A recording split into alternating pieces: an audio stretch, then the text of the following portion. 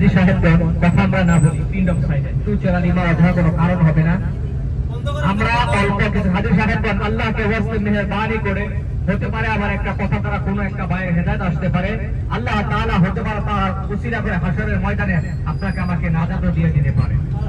অতএব আমরা অল্প কিছুক্ষণ পরে আমরা চলে যাব মুজদালিফার ময়দানে। অর্থাৎ হজের যে ওয়াজিব আছে এই ওয়াজিবের একটা ওয়াজিব হলো মুজদালিফায় রাত্রি যাপন করা। অর্থাৎ এই আরাফার ময়দান থেকে ইহরাম পড়ে মুজদালিফার ময়দানে যাওয়া। অর্থাৎ আসরের নামাজ আরাফার ময়দান থেকে পড়ে আরাফার ময়দান থেকে পরিত্যক্ত হতে হবে সূর্য ডোবার আগে। অর্থাৎ মাগরিব এবং এশা এক একামতে এক আযানে এক একামতে দুই ওয়াক্ত নামাজ মুজদালিফায় পড়তে হয়। সেটা হাজীদের জন্য বাধ্যতামূলক করা আছে। মাগরিবের নামাজ হোক রাত্রে 10টা বাজুক আর 12টা বাজুক আর রাত্রে 1টা বাজুক, ফজরের আগ পর্যন্ত যদি হতে পারে, আপনি যদি মুজদালিফার সীমানায় না পৌঁছতে পারেন আরাফা থেকে, তাহলে ততক্ষণ পর্যন্ত আপনি মাগরিব এবং ইশারের নামাজ পড়তে পারবেন না।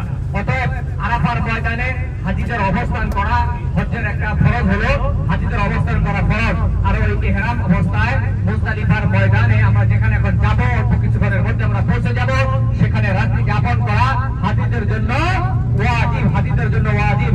এবং পাথর সংগ্রহ করে হাজীরা পাথর সংগ্রহ করে আল্লাহ তাআলার জিকির আজকার করে শয়তানকে কঙ্কর মারতে দেয়। সেই পাথর মুজদালিফার ময়দান থেকে পাথর সংগ্রহ করতে হয়। সেখানে ছোট ছোট পাথর পাওয়া যায়, সেখানে হাজী সাহেবগণ পাথরগুলো ক্রয় করে নিয়ে নিজের ঝুলির মধ্যে নিজের ব্যাগের মধ্যে রেখে দেয়। সেখানে গিয়ে আবার মিনার প্রান্তে যখন চলে যায়, অর্থাৎ জামারাতে যখন চলে যায়, শয়তানকে তখন কঙ্কর মারতে হয়। সেটা আমরা দেখাবো, ধৈর্য সহকারে আমরা বসি ভাই।